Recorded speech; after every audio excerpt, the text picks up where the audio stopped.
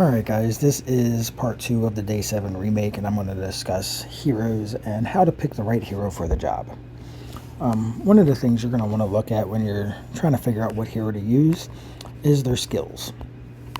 We're going to start with the skills because it's the thing that most people look at the easiest. And we're going to go with purple heroes right now because we're not going to look at widgets or anything like that at the moment. And I'm going to show you what the free-to-play people go through. So, as a free-to-play person, you're mostly going to have your purple heroes upgraded almost fully. And you're probably going to use like Quinn with Chanko and Howard, which is not horrible, but it's not the best thing you can do either. So when you're looking at skills, the game has a damage formula, and skills happen at the back end of the formula before widgets and all, or after widgets are taken into account and everything like that. So all of your stats are already solidified, and these are just kind of enhancing your stats that you already have on the board. And the way that they're doing that is by taking these skills and multiplying together any different skills and adding together any similar skills. So the best possible thing you can do is mix and match the 6 different types of skills you can get. One of them is damage reduction skills. So this is one of the types. One of them is damage boosting skills, so that's one of the types. One of them is lethality and attack, so that's 2 other types. And the other one is HP and defense, so that's the other 2 types. So you got HP, defense, and damage taken down, which will affect your defensive stats. And you got attack, lethality, and damage taken up, which will affect your damage stats. And the best possible formation you can use is going to have all 6 of them in it. Now, the best way to achieve this in a, I guess, free-to-play rally, or free-to-play anything, is Howard is going to be your infantry, of course. And he has the damage taken, he has a damage taken down skill, and he has an inverse skill for enemy attack, which reduces their attack. So, what he's doing is actually kind of a weird thing, is he's reducing your damage taken, which is one of the 3 for your defensive side, but rather than improving your own stats, he's debuffing your enemy's damage stat by taking their attack up stat and reducing it with this enemy's attack down skill. So he is technically affecting 2 different skills, or 2 different avenues with his stats. Then you got somebody like Gordon, who has health up and attack up. That's 2 more of them. So if you're pairing him with Howard, you're now at 4 different kinds of stats being affected. Now, and if you chose Chanko instead, she does lethality and damage taken down. So she would only improve 1 because damage taken down is already done by Howard. So you'd actually want to use Gordon instead of Chanko if you're hosting, because Gordon's going to have a better ability to mesh with Howard and increase the survivability and damage better. And then it comes to the archers. For the archers, he has damage taken down, which Howard already has. He has damage up, which is not something that Gordon or Howard has had yet. So you could use Quinn, and you would be getting another one of those skills, or you could go to Yeon Woo and get lethality. Because you're not using Chanko, you're using Gordon. Gordon has attack. Yeon Woo would have lethality. Gordon has HP. The only thing you're missing is defense, but nobody has defense until Season 5, so we don't have to worry too much about that unless you're using Saul. Because Saul has defense up and health up, as well as lethality. But you could use him in place of Quinn, and that would actually be the best choice, just because you're getting defense, health, and lethality out of him. Plus, he's a mythic hero and not a purple hero, so he's going to do more damage. But you definitely want to use Gordon and Howard if you're free to play. A lot of free to play people will have a lot of work put into Jabel as well. She's a good way to get lethality, so you wouldn't need to use Yeon Woo. You could just use somebody else. And she also has a damage up skill and a damage taken down skill. So she's got basically what Quinn has with these 2 skills, but then she's also throwing in lethality.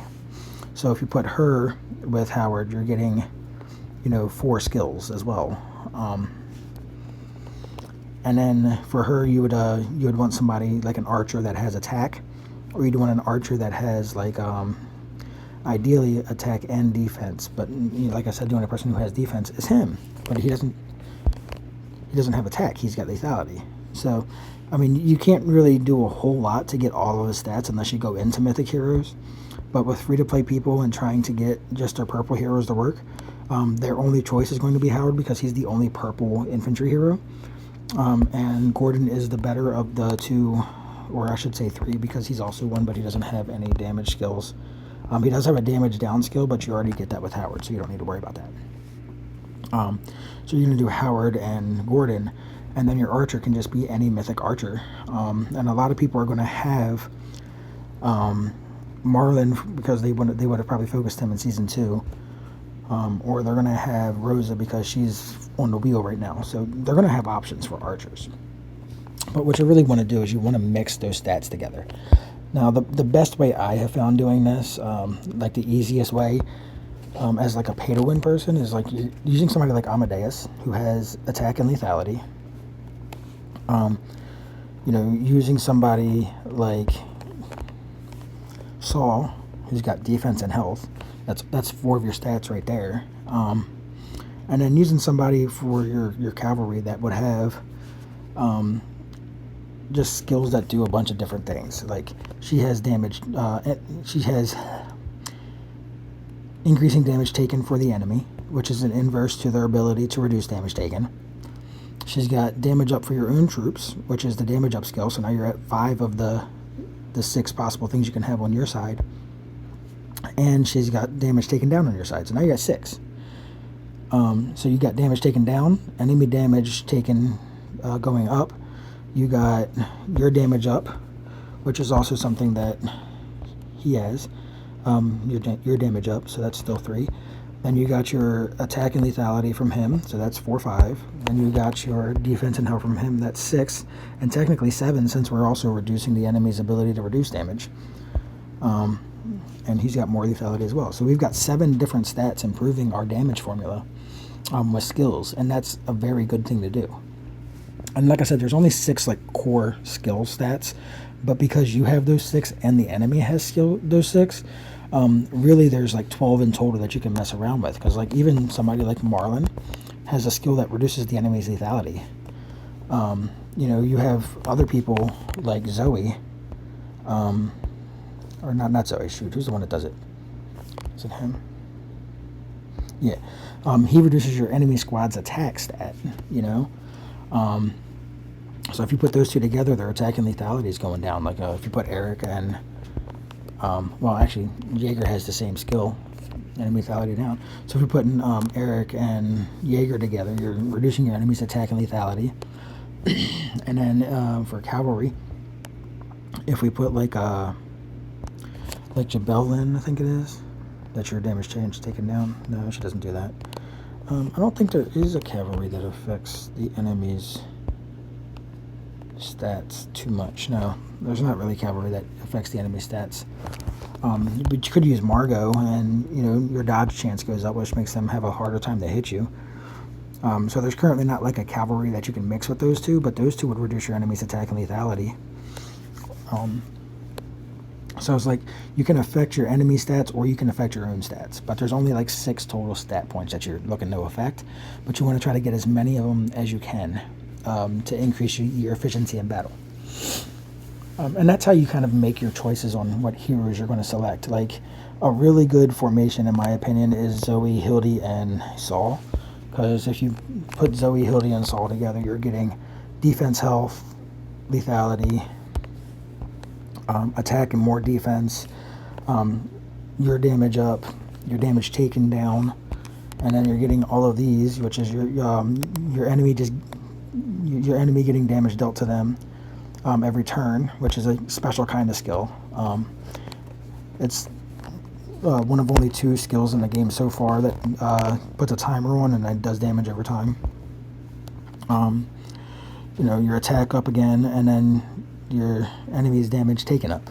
So you're getting, I think, 7 different skills with those 3, and they're pretty close in season. If you're a free-to-play player or a light spender, you're going to have easy access to these heroes through the Hall of Heroes or other avenues like the keys for hero recruiting and stuff like that. So you're going to have a lot easier of a time getting some better damages and better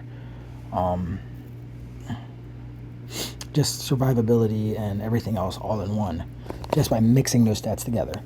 Now, a lot of people are probably thinking, but when we do bear, everybody says to join with Chenko or Amani or something like that. And that's because you're going against the bear. When you're going against the bear, your people are probably using Amadeus, who has the damage down chance up. They're probably using a Marlin or a Rosa. Let's go with Rosa because that's probably what most people are using right now. She's increasing your squad's damage dealt, and she's increasing your archer's attack. And they're probably using Petra, who's, another damage upskill, another damage, basically 2 damage up skills, but one's a damage taken by your opponent and one's a damage up by you. So, I mean, you're already doing your damage ups, you're already doing your enemy damage taken up. You're getting a little bit of attack from Rosa, you're getting attack and lethality from Amadeus, or Helga if they're using Helga. So when you put in Chenko and Amani, they're doing attack and lethality, and they're just improving on your attack and lethality bonuses. I mean, you could use other people as well. I mean, there's no problem with throwing in like a Marlin if they're using Rosa, and just adding more, enemy damage taken up. But you can't really mix those 50% skills. Like if the enemy already has Rosa in their rally, you can't throw another Rosa in because these skills don't stack when you're using them together. The 50% skills don't do that. What the game sees is they see that there's a Rosa skill available, and then they use the Rosa skill, and if there's other Rosa skills available, they're like, but Rosa's already in effect, so we don't care about those skills. So it's only going to use the Rosa skill once. It's not going to stack them on top of each other. There's no chance for it to stack because the source is the same. So like if you did Rosa and Marlin, even though their skills are the exact same skill, like this is Chaos Gambit, so the name is different, but this 40% chance of increasing all squads damage by 50%.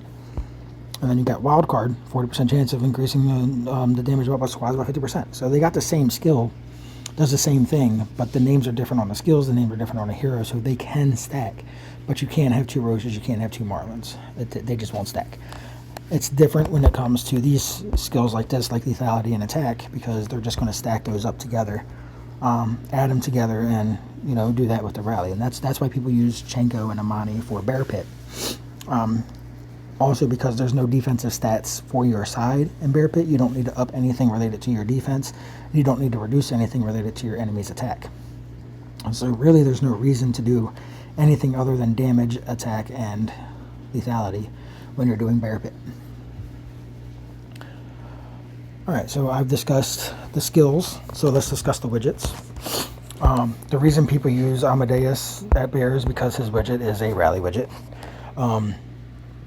I discussed in a previous video about widgets, so I'm not going to go too far into them. It is okay to mix your widgets, but just because of the way the game actually does troops, you can go and look at Sloth's video. He explains it really well. All of the stats in your troop buildings are wrong. The game actually uses an entirely different stat system for their troops, and attack is a very high number. Believe it or not, defense and lethality are both set at 10, and they never change. And your attack and HP go way up. So when you're looking at widgets, you're going to get more benefit for doing your attack or your health than you will doing anything else for widgets only. And lethality and defense are going to give you less bonus overall because those are lower numbers typically when you're looking at your stat report. So you're just going to get a lot more benefit from doing the attack widgets or the health widgets over anything else. And like I said, that's because of where they affect your damage formula. It's not because of where... It's not because, like, they just do better. It's just because of how they affect your formula. After all those stats are said and done, they do it at the end, before hero skills happen. So you're going to have, like, most people are going to have about a 7 to 10 ratio of, like, lethality to attack. So increasing your attack by 15% is going to be a lot better if you have 1,000 of it than increasing your lethality by 15% if you have only 700 of it. So it's just how it works. And because with widgets they don't get multiplied together, they just improve stats that are already there. You don't really get that whole like compounding effect of having mixed widgets. So it's better to just go full on attack or HP if you can. And then with Marlin and Rosa, they both only have lethality widgets, so you can't avoid using lethality for your archer. And then a lot of people, there's only Petra right now for attack widgets on rallies, so you're going to use Petra. So you'll have 2 attack widgets and 1 lethality widgets if you're using Amadea, Petra, and either Rosa or Marlin. And that's the best you can do right now for widget bonuses. And then for garrisons, like, a lot of people are using Margot, Alcar, and Saul right now. Margot has Defender Squad's lethality. Alcar has Defender Squad's health. And they're mainly using these two because of their base stats, not because of their widgets. They're Season 4 heroes, so they got the higher stats. Alcar is going to make your infantry survive longer. Margot is going to do a lot more damage. And infantry and cavalry are inverses of each other. Infantry is going to take a lot of damage, but they're not really going to deal a lot of damage. And your cavalry is going to deal a lot of damage, but they're not even going to get touched until all of your infantry are dead. So you don't really need their gear to be, super, focused on any of the thing that they're not doing. So Alcar doesn't need a whole lot of lethality gear, and Margot doesn't need a lot of health gear. And then if you go to Saul, people are using him because they normally do like a 60% infantry, 40% cavalry in their garrisons. He has a defender widget, which increases their attack. So if you use those 3 together, you're eating attack, lethality, and health, but they're in widgets, so it doesn't really matter. But you are getting the attack widget with Saul, which is good because he's going to improve your attack, which is a great stat. But they mainly just want him for his skills, which is the defense up, the health up, and the lethality up. And, he's very cheap to increase his widget for since he's in the Hall of Heroes as a Season 1 hero. And he's cheap to get his star level up 1 because he's in the Hall of Heroes as a Season 1 hero. And you can also get his shards from the recruitment center. So people are using these heroes because of their widgets. But as a free-to-play person, you mainly want to focus on your joiners, and if you're going to do any kind of attacking, you want to make sure you're mixing those stats as much as possible. Make sure you set up your gear so that you're focusing on, what you need to focus on. Archers, they need both damage and defense, so they do get a better mix of their stats if you mix their gear more. Infantry, they don't do damage, don't need damage. Cavalry don't take damage, don't need defense. So you set it up like that until you get into the whaling levels where you're able to just max out everything and you'll be fine. I hope this helped. If it did, like and subscribe.